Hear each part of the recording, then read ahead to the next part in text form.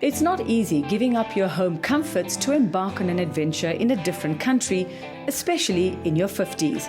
But that didn't stop Stephen Kotze, who uprooted his entire life and moved from St. Francis Bay in South Africa to Mozambique to pursue his dream at the age of 57. On Second Chances today, we bring you Stephen's brave and inspiring story.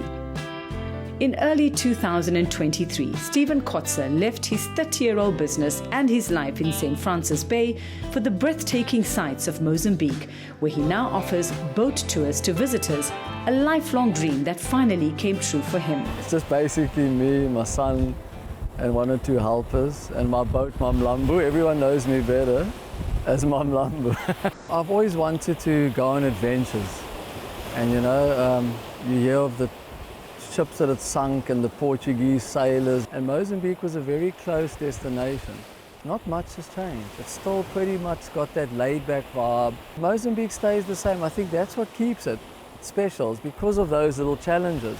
And I've always wanted to secretly have a lifestyle like this, like I think many people do. You know, a beautiful island, picture yourself taking clients, doing charters.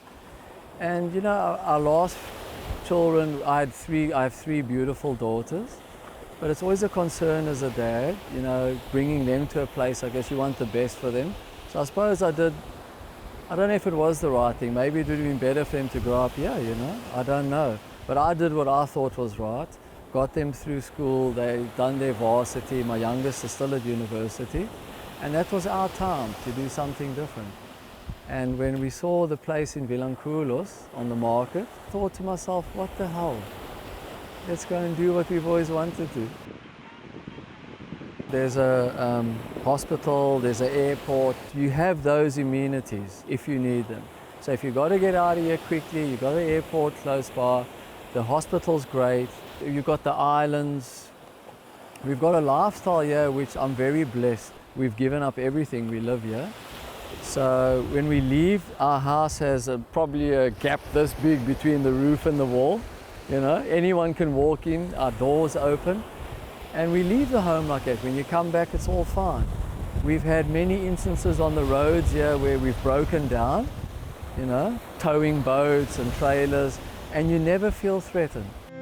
It's easy to see why Stephen fell in love with Mozambique's breathtaking beauty and pristine islands surrounded by turquoise waters. This East African gem offers a glimpse into a world where nature reigns supreme.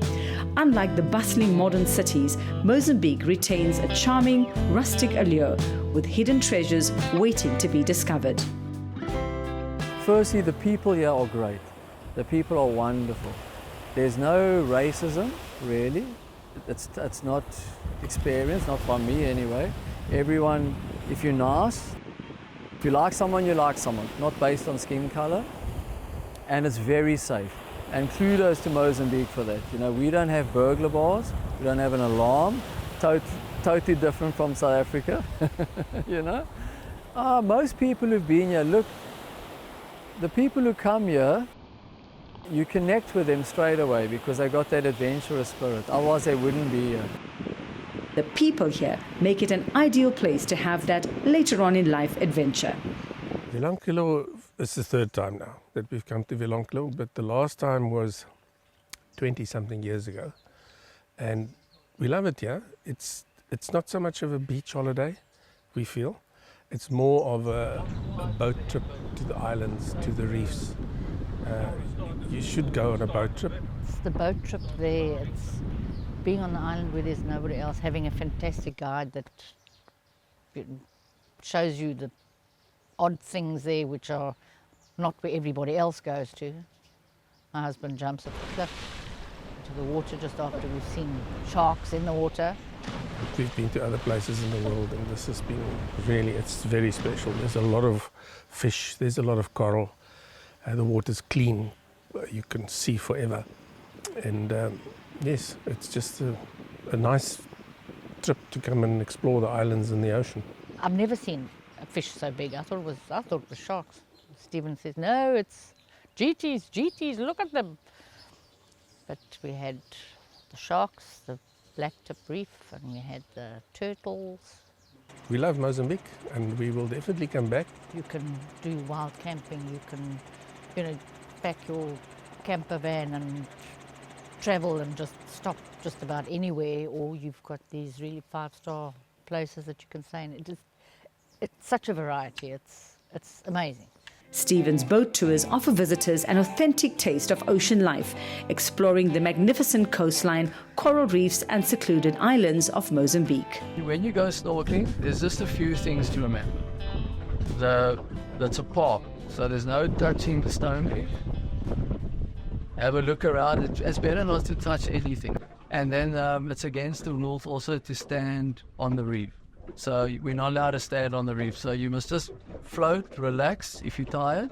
But the fish here is amazing. You're going to see a lot. There is seahorses around, but they're very hard to find. Margaroon's a better place for it. You pretty much always find them. And then dive down under the ledges. A lot of people don't take the time to go down. If you do, you can find the morays. I want to take people out there who want to really enjoy the fish and laugh, at someone else losing a fish. But for the guys who are into the real big marlin stuff, we've got a few legends there like Dwight Ratu. But I'm into having a nice fun day with the family or guys who just really enjoy being at sea. But it hasn't all been smooth sailing. Stephen and his boat tour business have survived 2 devastating cyclones. We've had 2 bad cyclones the last 2 years. We had Freddie last year, and then a tropical storm developed into a cyclone the beginning of this year, which caused more damage than Freddie. So the town was hit very hard, our area, Vilanculos.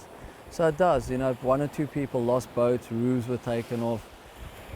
But there again, that's what keeps it special. It keeps it a place that's different. I think places, I guess, are becoming rarer to find in the world. It's not just pay and go. It's a little bit of exercise involved. It's a little bit of look how getting here. It was a bit of a story to get here. It's a 2-hour boat ride. This is an amazing island, but each island is unique. Bazaruta, it's got its charm. You can climb the dunes, which you can't do here. So from Bazaruta you get to see the mainland, the other islands around. There's a freshwater lagoon on Bazaruta with crocodiles in, which are freshwater, which is really amazing. Stephen believes that Africa is abundant with opportunities if you know where to look and are adventurous enough to take the plunge.